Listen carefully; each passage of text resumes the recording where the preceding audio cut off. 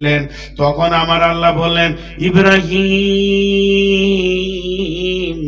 তুমি তোমার কোলের সন্তান ইসমাইল আর ইসমাইলের মা হাজেরা আলাইহিস সালামকে আমার ওই বালুর ভাঙা স্তূপ কাবার পাশে রেখে আসো। তো যাও তুমি ইব্রাহিম হাজেরাকে ওখানে দিয়ে এসো। ধ্যান দেন আমার সঙ্গে কথাতে। হাজেরাটা আবার বড় ফ্যামিলির মেয়ে ছিলেন। পৃথিবীতে মহিলা কোনো নবী নাই, পৃথিবীতে মহিলা কোনো নবী নাই, পৃথিবীতে একটাও নবী মহিলাদের ভিতরে হয়নি, আল্লাহ বানাননি তাদেরকে, আল্লাহ মহিলাদেরকে নবী বানাননি। তবে চারটা মেয়ে এত কৃতিত্ব দেখিয়েছিলেন আল্লাহকে, চারটা মেয়ে এত মজবুত ছিলেন আল্লাহর কাছে, তাদের ইমানের স্তরটা এত তরঙ্গ তুলে দিয়েছিলেন আল্লাহর কাছে যে আমার আল্লাহ চারটা মেয়েকে নবুয়তি টাইটেল দিয়ে সম্মানী করে দিয়েছেন। সেই চারটা মেয়ে কে? একটা হলো হাওয়া আলাইহিস সালাম, দুইটা হলো আসিয়া আলাইহিস সালাম, তিন নম্বর হলো মারিয়াম আলাইহিস সালাম, আর চার নম্বর হলো হাজেরা আলাইহিস সালাম। স্তন্যপায়ী সন্তান, বিস্কিট খেতে জানে না, রুটি খেতে জানে না, দুধ পান করা কোলের সন্তানকে কোলে নিল, ঘোড়ার পিঠে উঠে গেল। হযরতে ইব্রাহিম ওই মিশরের মাটি ছেড়ে দিয়ে কাবার দিকে আগাতে শুরু করলেন। আল্লাহ নিশানা দিয়ে দিলেন, বিপাক্কাতাম মুবারাকা, তুমি মক্কা মুকাররমায় চলে যাও। সেটা তখন জনহীন প্রান্তর, একটা পাখি নাই, একটা আপনার ছোট কীট পতঙ্গ নাই, চারিদিকে ধুধু ধুধু ধুধু মরুভূমি আর বড় বড় পাহাড় উঠছে নামছে উঠছে নামছে। সেই হাজার পাহাড়ের ভিতরে সামান্য একটা জায়গা, আপনাদের এই জালসার জায়গাটা সমান কি এর ডবল হবে, কি এর থেকে আর একটু হবে, তার বেশি হবে না। ইব্রাহিমের জামানায় এখন পাহাড়গুলোকে ভেঙে বেশ বড় জায়গা করে নিয়েছে। ওই রকম জায়গাতে চারিদিকে একটা তিন দানা সবুজ ঘাসের দুটা পাতা নাই, রুষ্ট পাহাড় রু রু রু রু করছে, আর মরুভূমির বালুগুলো মরিচিকা ভাসছে। ওই জায়গাতে সন্তানকে আর প্রেমিকা বিবিকে রেখে আসতে হচ্ছে। হুকুম কার না আল্লাহ। মা বোন, বিবেকের দরজাটা একবার খুলবো না যে আল্লাহ মহিলাকে দিয়ে এই ঘরের কাজ নিচ্ছে কেন? বিবেকের দরজাটাকে একবার খুলবে না? চাপাই থাকবে প্রেসার কুকারের মতো? খুললে আমার মনে হয় হেদায়েতের অনেক কিছু রাস্তা খুঁজে পাওয়া যাবে। সেখানে নিয়ে গিয়ে পৌঁছিয়ে দিল। আল্লাহ বলছে রেখে চলে আসবে। ইতিহাসবিদরা বলছে 2-3 দিনের শুকনো খাবার, ভিজে খাবার তো টিকবে না, শুকনো ঝড় রুটি হোক ভাজা ভুজি হোক, 2-3 দিনের খাবার, একটু পানি মশকে বা একটা মাটির হাঁড়িতে ভাঁড়ে, এইটুকু নিয়ে ওদেরকে নামিয়ে দিল। ইব্রাহিম চলে আসছে, যেদিকে তাকাবে 20-50 কিলোমিটার লয়, 200-100-200 কিলোমিটার কোনো ঘর বাড়ি না, আছে বস্তি পাহাড়ের ধারে, হয়তো এরকম বিশ্বাসজনক যে এলাকায় আছি তা নয়। হাজেরা বলছে ইব্রাহিম বিষয়টা বুঝতে পারলাম না, দুইটি কথা তো শিরে এসেছে। কেউ বলে ইব্রাহিম আলাইহিস সালাম বলেছিলেন আল্লাহর হুকুম, কোন কোন ঐতিহাসিকবিদ বলছেন ইব্রাহিম এটাও বলতে পারেনি, তার মুখটা থরথর থরথর করে কাঁপছিল, শুধু এতটুকু ইশারা করেছিল আসমানের দিকে। হাজেরা সঙ্গে সঙ্গে বললেন, ও ইব্রাহিম, আমার রব বিশ্বে কোটি কোটি মেয়ের ভিতরে আমাকে পছন্দ করে নিয়েছেন তার বান্দি হিসেবে, তবে নিশ্চয়ই তিনি তার ব্যবস্থা করেছেন বলিয়ে নিয়েছেন, আপনি নিশ্চিন্তে চলে যান। ইব্রাহিম ঘোড়াতে উঠল, পাহাড়ে প্রাতদেশে উঠছে, একবার তাকাচ্ছে আবার উঠছে, আবার তাকাচ্ছে আবার উঠছে, স্ত্রী পুত্রকে দেখছে আবার উঠছে, উঠতে উঠতে পাহাড়ে চূড়ায় উঠে গেল, এবার ঢালে নামবে, যেই নামতে শুরু করেছে আর একবার দেখে নিল, খানিকটা যেই নেমে গেল আর দেখা যায় না, আড়াল হয়ে গেল। যখনই আড়াল হয়ে গেল, ইব্রাহিমের হাত থেকে লাগামটা ছাড়া গেল, লাগাম পড়ে গেল, হাত দুটি আসমানে উঠে গেল। রব্বানা মাবুদ রে, যেখানে ওই মা বেটাকে দুই প্রাণীকে রেখে এলাম, জায়গাটা জনহীন প্রান্তর, কেউ নাই, একটা ছোট্ট শিশু আর একজন মহিলা, সে তো পুরুষ নয়, ও আমার রব, ওই জায়গাটা জনসমুদ্রের জন্য কিয়ামত পর্যন্ত কবুল করে নাও। দ্বিতীয় দোয়া করলেন, হে আমার রব, তাদের কাছে মুষ্টিমে এক দুদিনের খাবার রেখে এসেছি, তার থেকে বেশি খাবার তো নাই, ও আমার মাবুদ, পৃথিবীর বিশ্বের সারা দামি খাবারগুলো তাদের কাছে পৌঁছে দাও। 3 নম্বর দোয়া করলেন, হে আমার রব, আমার বংশের বাতি একটা ইসমাইল, ইসমাইল মারা গেলে আমার ইব্রাহিমের পরিচয় পৃথিবীতে থাকবে না, অতএব আমার ইসমাইলের পরিচয়টা পৃথিবীর বুকে রেখে দেন। 3খানাই দোয়া কবুল হয়ে গেছে, 3খানা দোয়া কবুল হয়ে গেছে। কেউ ছিল না। আজকে সেখানে সব সময় লোক আছে না নাই? বলেন আছে না নাই? হ্যাঁ, সব সময়। হজের সময় রাত 1:30টায় গিয়েছি, আর হাজিরা আসোয়াদের চুমো দেবো, ফাঁকা পাবো, এখন সব হাজিরা ঘুমিয়ে গিয়েছে। রাত যখন 1:30টা, তখন হাজিরা আসোয়াদে পাথরে চুম দিতে গেছি হজের সময়, তো দেখছি দিনের থেকে ডেরা ভিড়। একটা পুলিশকে শুধেছি, এত ভিড় কেন? তো বলছি তুমি এলে কেন? আমাকে বলছে তুমি এলে কেন? বলে পাথরে চুমা দিতে, ওই ধান্দাতে সবাই আছে। যত রাত তত ভিড়, সমান ভিড় লেগে আছে। আল্লাহ কবুল করে নিয়েছে। প্রথম দোয়া কবুল হয়ে গেল, জনহীন জনসমুদ্র হয়ে গেল কিয়ামত পর্যন্ত। দ্বিতীয় দোয়া, পৃথিবীর যত দামি খাবার মক্কাতে পাবেন, ওর থেকে দামি খাবার আর পৃথিবীর কোথাও পাবেন না। চ্যালেঞ্জ, আপনার এই গাছটাতে যদি আশ্চর্য একটা আম তৈরি হয়, ওটা আগে মক্কায় পৌঁছাবে, এটা আল্লাহর ফায়সালা। ইব্রাহিম দোয়া করে গেছে, দামি দামি ফল। এখানে আপেল কি খাবেন? এখানে আপেল খেতে গেলে সাবধান না হলেও চলবে, আর ওখানে আপেল খেতে গেলে সাবধান হতো, চাপ মেরে দেবেন তো গড় গড় করে দাড়ি ভিজে নিচে পড়বে, সেই মালটা ওখানে পৌঁছে যায়। আচ্ছা, আমার এই টেবিলে আপেল আছে, আঙ্গুর আছে, বিরিয়ানি আছে, মাছ মাংস আছে, মুরগির মাংস আছে, খাসির মাংস আছে, আপনারা এতগুলো লোক দেখছেন, কেউ চাবেন? চাবেন? লোভ তো আছে মানুষের, একটা থাকবেই, লালসা লাগবে, কিন্তু চাইতে পারবেন মুখ ফুটে? আরে কথা বলে না। আমার গাড়িতে আপেল আছে, চাইতে পারবেন? একটা দেন। কিন্তু যদি বলি গাড়িতে 1 বোতল জমজম আছে, সবাই পেছনে লাইন লাগাবে, কেউ লজ্জা করবে না, করবে? একটা দেন না, এটা দেন। ভাত মুড়ি চাইবে না। কি লোভনীয় খাবার মক্কার মধ্যে আল্লাহ রেখেছেন, সারা বিশ্ব ভিখারির মতো চাই, চাই না? যদি বলে দিই যে এই বোতলের পানিটা জমজম, তা ওইখান থেকে একজন বলবে আর খেন না, বাকিটা রাখেন, আমি কলের পানি এনে দিচ্ছি। হ্যাঁ, তো লোভনীয় খাবার। দ্বিতীয় দোয়া কবুল হয়ে গেল।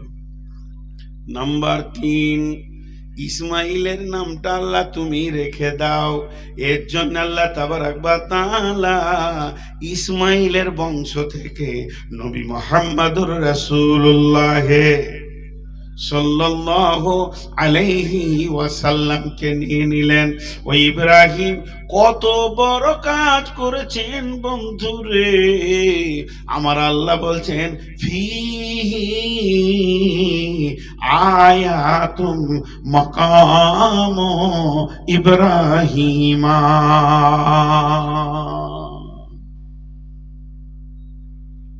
জি, ফিহি আয়াতুম মাকাম ইব্রাহিমা। আপনাদের জামে মসজিদটা কোথায় আছে? এটাই? মাশাআল্লাহ, মসজিদের পাশেই রয়েছি, মনটা ভরে গেল। মসজিদকে ভালোবাসলে রহমতের ছায়াতে কিয়ামতের মাঠে জায়গা পাবে। আচ্ছা, এখন একটা কথা জিজ্ঞেস করব, আপনারা উত্তর দেবেন। আমি নূর মোহাম্মদ বলছি, গোটা মসজিদটাকে ভেঙে উড়িয়ে দেবো, উড়িয়ে দিয়ে যতটা জায়গা আছে ও 3 গুণ জায়গা এখানটা কিনবো, যত কোটি টাকা লাগে। কেনার পর আপনারা যেমন করে বলবেন ওই রকম নকশাতে মসজিদ হবে, যত কোটি টাকা লাগে আমি একাই দিব।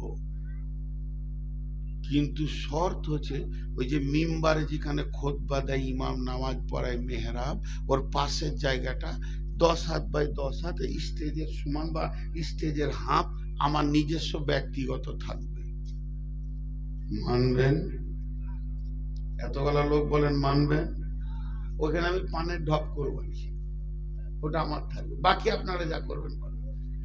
পৃথিবীর কোন মুসলমান মেনে নেবে না যে আল্লাহর ঘরের মুসল্লার মাঝে কোনো ব্যক্তিগত কারো জায়গা থাকবে। তবে শুনেলেন এই মসজিদে কতগুলো ক্যাপাসিটি আছে, একসঙ্গে নামাজ পড়বে কতগুলো, 500, 1000, 2000। আমাদের যত বড় বড় সুজাপুরে মসজিদ আছে 1000, 1500, 2000। কিন্তু মদিনার মসজিদে 30 লাখ পর্যন্ত নামাজ পড়তে পারবে। কেউ বলেছে ভিতরে 10 লাখ, বাইরে চত্বরে 20 লাখ, 30 লাখ, এতটা ক্যাপাসিটি আছে। আর কাবা শরীফে ইমাম সাহেব যেখানে নামাজ পড়ান, কাবা শরীফে ইমাম সাহেব যেখানে নামাজ পড়ান, ওইটাতে গোল করে নামাজ হয়। নামাজ হতে হতে ওই গোল দাগটা কত দূর গেছে, রোডের উপরে দাগ মেরে দিয়েছে, দোকানের গা ধরে দাগ দিয়ে দিয়েছে। যতটা চত্বর আছে বর্তমানে ইঞ্জিনিয়াররা বলছে একসঙ্গে 1.5 কোটি লোক নামাজ পড়তে পারবে। কত বললাম? 1.5 কোটি। ভেজালটা কোথা? এইটা হলো কাবা শেষ, এইটা হলো কাবা শেষ, কাবার পূর্ব দিক।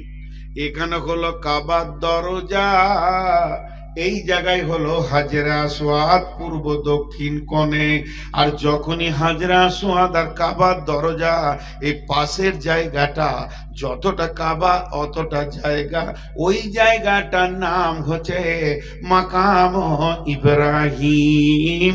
ওটা ইব্রাহিমের ব্যক্তিগত জায়গা। কে দিয়েছেন, কে দিয়েছেন, কে দিয়েছেন? মসজিদের ভিতরে জায়গাটা কে দিয়েছেন? আল্লাহ দিয়েছেন, আল্লাহ দিয়েছেন, আল্লাহ দিয়েছেন। রেস্ট্রি কোথা হয়েছে? ওই রেস্ট্রিটা কি কাটা যাবে না? বলে না, ওই রেস্ট্রিটা কাটা যাবে না। এই জন্য যেটার ব্যাপারে কোরআনের আয়াত নাজিল আছে, ওয়াত্তাখাযু মিন মাকাম ইব্রাহিম মুসাল্লা। পৃথিবীর কেউ কাটতে পারবে না। তাহলে মসজিদের ভিতরে একটা লোক ব্যক্তিগত জায়গা পেল। কেন পেল? মসজিদের ভিতরে একটা লোক ব্যক্তিগত জায়গা পেল, কেন পেল?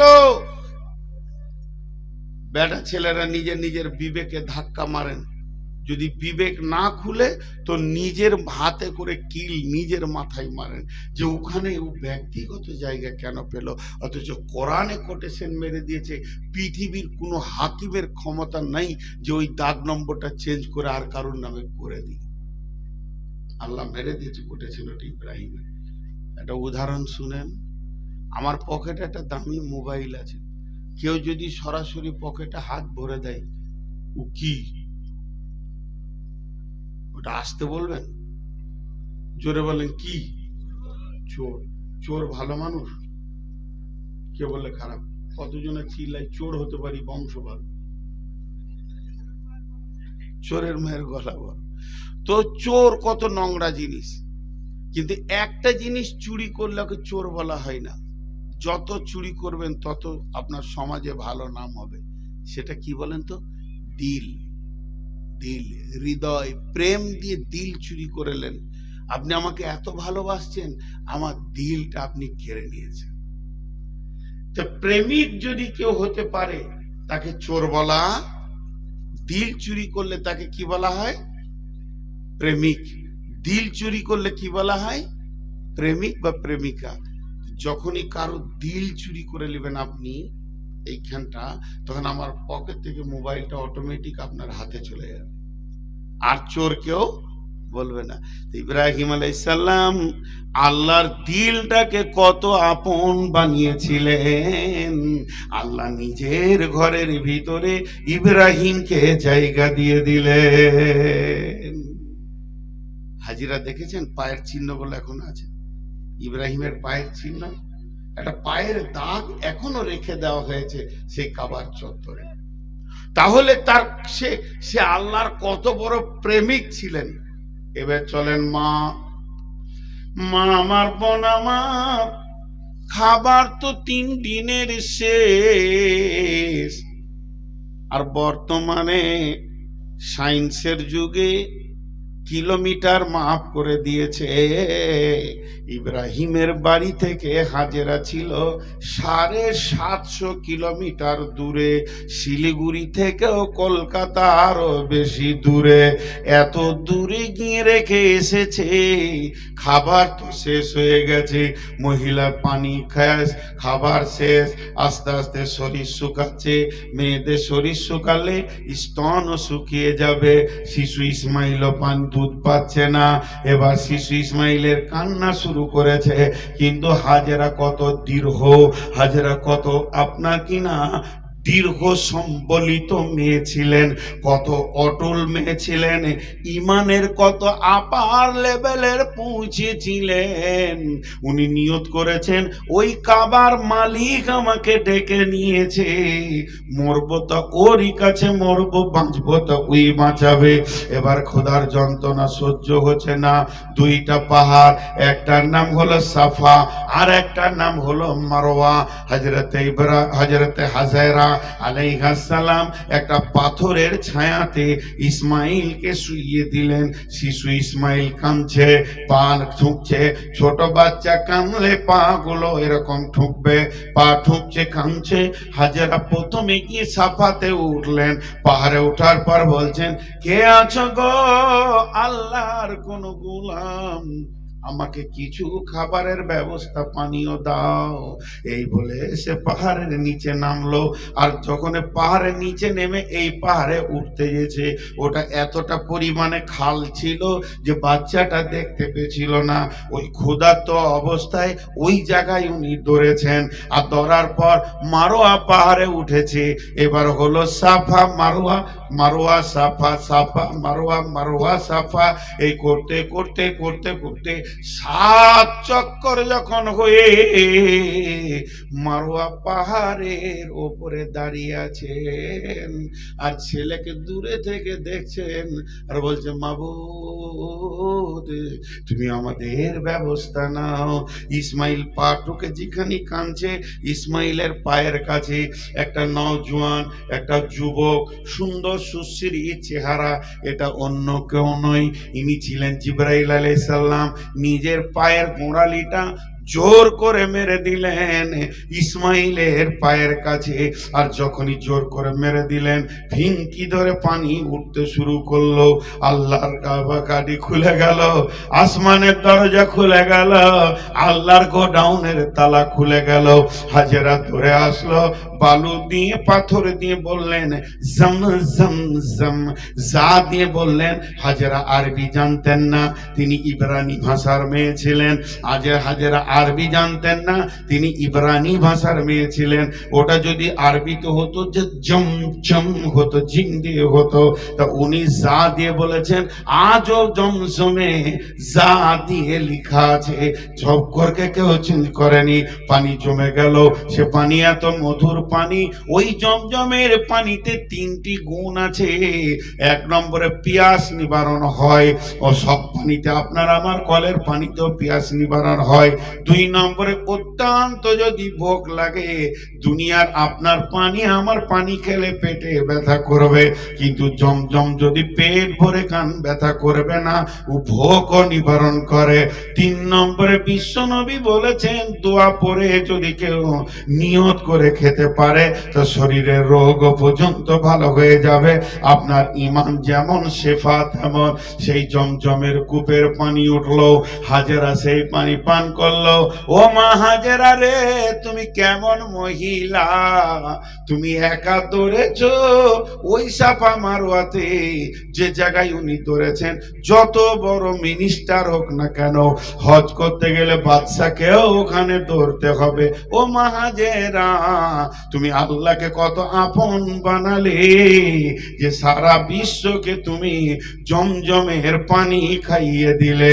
আল্লাহ তাবারক ওয়া তাআলা বলছেন এটা হলো আমার ঘরের ইতিহাস, এর নাম হলো মক্কা মুকাররমা। এগুলো আমি বানিয়েছি কেন, তাই তোদেরকে ডাকছি, আয় আয় আয় তোরা হিজ্জুল বাইতি অনিস্তাতা ইলাইহি সাবিলা ওয়ালিল্লাহি আলান নাসে। আল্লাহর তরফ থেকে প্রত্যেকটি মানুষকে দাওয়াত দেওয়া আছে। কে বলেছে আপনাকে দেয়নি, আমাকে দেয়নি? আল্লাহর তরফ থেকে প্রত্যেকটি মানুষের দাওয়াত দেওয়া আছে। হিজ্জুল বাইতে, এসো আমার ঘরে এসো, মানিস্তাতা ইলাইহি সাবিলা। যদি রাস্তাটা শেষ করার ক্ষমতা তোর হয়, তুই পৌঁছিয়ে যা। এরই নাম হলো পৃথিবীর প্রথম ঘর কাবা। আপনাদের বিরক্ত লাগছে নাকি ভাই? একটা দুটা করে উঠছে, আসলে ওরা খুব অ্যাকুরেটি। হ্যাঁ, আপনাদের কদিন জালসা? সুবহানাল্লাহ, একদিনে ক্লান্ত হয়ে গেছে কত লোক। আপনারা 2 দিন আল্লাহ তৌফিক দিয়েছে। আজকে কত তারিখ? একজনের ট্রেনে শুয়েছিল, আর এক হকার এসে বলছে পুরি তরকারি, পুরি তরকারি, পুরি তরকারি। পেট ভরে 4 ডজন খেয়েছে। খানিক পর হকার এসে বলছে পয়সা। বলে কিসের পয়সা? আপনি তো বললেন সরকারি পুরি। ওকে বলেছে তরকারি পুরি, শুনেছে সরকারি পুরি। আসলে ঘুমিয়েছিল। কি গোলমাল শুনছে ভাই। হ্যাঁ, দেখছি ট্রেনে চেপেছি, আজকে 27 তারিখ বলছে, সাথে লোক উঠছে, 28 তারিখ ঢুকে গেল, আর হুঁশই নাই। তাহলে জালসা কি শোনা শুনবে, সব উল্টো শুনবে। আর 27 আছে, এতক্ষণে বলছে যে 1 মিনিট হয়ে গেল। 2 দিন জালসা করাইছেন আপনারা একটা বক্তাকে। 27, 28 এত বড় জালসা, আল্লাহ 2 দিনে শেষ করছে। তো এ হলো সেই ঘর। আল্লাহ এবার কি বলছে দেখেন, মদিনা আর যাব না, মক্কাতে অনেক কথা আরো আছে, সেগুলো সব বাদ দিয়ে দিলাম। এখন মসজিদ সম্পর্কে কটা কথা বলি। কারণ মক্কাটাকেই যদি তিলে তিলে বলতে শুরু করি, ভাববেন যে বইয়ের অ্যাডভার্টাইজ করছে, মাপ চাইছি আপনারা ক্ষমা করবেন। মক্কার মদিনা, যদিও বইটা ছোট 20 টাকা, দেখবেন পরে মক্কা কাকে বলে, মদিনা কাকে বলে। তো মক্কা মদিনার হৃদয়ে, তার কারণ হচ্ছে গোটা কোরআনটাই 2টি শহরে আল্লাহ তাবারক ওয়া তাআলা বানিয়েছেন। এখন আমি যে বিষয়টা আপনাদের সামনে তুলে ধরছি, ওই নকশাতে আমরা মসজিদ গুলোকে বানাচ্ছি। মসজিদ গুলোকে রুহুল মানি নামে একটা কিতাবে একটা তফসির আছে, আপনাদেরকে শোনাবো মসজিদের ব্যাপারে কি বলেছে। কিন্তু মসজিদ এই যুবক কমিটি এত কষ্ট করে আদায় করে, কালেকশন করে, জালসা করে, কালেকশন করে এই ঘুরে লোকের ঘরে দরজায় দরজায় ঘুরে, এদের মধ্যে কেউ শিক্ষিত, কেউ বিএ পাস, কেউ ব্যবসায়ী, কেউ মাস্টার, কেউ ডাক্তার, তারপরও দরজায় দরজায় ঘুরে মসজিদ বানাচ্ছে। কেন? কেন? চলেন আয়াত বলি। বিসমিল্লাহির রহমানির রহিম।